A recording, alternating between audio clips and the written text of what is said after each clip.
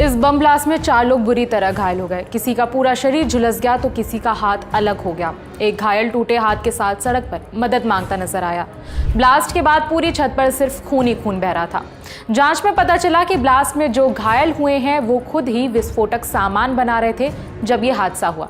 हादसे में अब तक 2 लोगों की मौत हो चुकी है। घटना 27 जनवरी को ओडिशा की राजधानी भुवनेश्वर के सुंदरपाड़ा इलाके की है, जिसका सीसीटीवी फुटेज अब सामने आया है। इंडिया टुडे से जुड़े अजय नाथ की रिपोर्ट के मुताबिक शहनवाज मलिक नाम का शख्स बिल्डिंग की छत पर कथित तौर पर बम बना रहा था। घटना के वक्त मलिक की मां लिजातुन बीबी, उसकी मंगेतर तृप्तिमयी महल और उनका एक और साथी अमीय मलिक छत पर मौजूद थे। रिपोर्ट के मुताबिक सीसीटीवी में जो टंकी नजर आ रही है उसके पीछे गैर कानूनी तरीके से बम बनाया जा रहा था और तभी धमाका हो गया। पूरी घटना सीसीटीवी में कैद हो गई, जिसमें घटना के बाद शहनवाज अपने घायल हाथ के साथ नजर आता है। इस दौरान महिलाएं चीखती हुई भागती हैं, उनके कपड़ों से आग की लपटें उठती हुई नजर आती हैं। एक महिला शहनवाज पर पानी डालती है और फिर पूरी छत में खून फैल जाता है। इसके बाद चारों को गंभीर हालत में हॉस्पिटल में एडमिट कराया गया। टाइम्स ऑफ इंडिया की रिपोर्ट के मुताबिक इलाज के दौरान 4 फरवरी को शहनवाज मलिक की मौत हो गई और हफ्ते भर बाद 10 फरवरी को लिजातुन बीबी की भी मौत हो गई। बाकी 2 का इलाज फिलहाल चल रहा है। मामले की जांच में सामने आया कि मृतक शहनवाज केस का मुख्य आरोपी था। उसके ऊपर पहले से ही कई सारे क्रिमिनल केसेस दर्ज थे।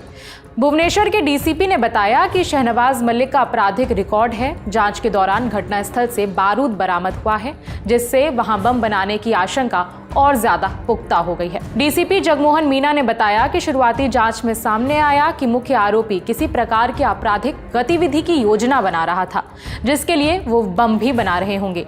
विस्फोटक बनाते समय हुए बम ब्लास्ट में 4 लोग घायल हो गए थे। शहनवाज मलिक, उनकी मां और 2 दोस्त घायल हुए थे। हम उनके घर की तलाशी लेंगे ताकि पता चल सके कि उन्होंने कोई विस्फोटक सामग्री छिपा रखी है या फिर नहीं। घटना की गंभीरता को देखते हुए एनआईए यानी राष्ट्रीय जांच एजेंसी ने मामले को अपने हाथ में ले लिया है और जांच शुरू कर दी है। सीसीटीवी फुटेज खंगाले जा रहे हैं। इस एंगल से भी जांच चल रही है कि क्या किसी बड़े हमले की साजिश थी और अगर हाँ तो हमला कहां होने वाला था। टाइम्स ऑफ इंडिया ने उसी बिल्डिंग में रहने वाले एक परिवार से बात की। अपनी रिपोर्ट में किराए पर रहने वाले एक शख्स का बयान छापा। उसने बताया कि हमें नहीं पता था कि छत पर गैर कानूनी काम हो रहा है। हम पूरी तरह से अपरिचित थे। धमाके से पूरा मोहल्ला डरा हुआ है, सबकी जान खतरे में है। इसी रिपोर्ट में एक पुलिस अधिकारी का बयान भी छापा गया। रिपोर्ट के मुताबिक अधिकारी ने बताया कि मृतक शहनवाज पर हत्या की कोशिश का केस भी चल रहा था। हथियार बनाने को लेकर भी केस दर्ज थे। वो 6 महीने पहले ही बेल पर बाहर आया था। इस केस की जांच अब एनआईए कर रही है। जरूरी अपडेट आता है तो आप तक पहुंचाएंगे। इस खबर में इतना ही। मेरा नाम है विभावरी। देखते रहिए दी लेलन टॉप।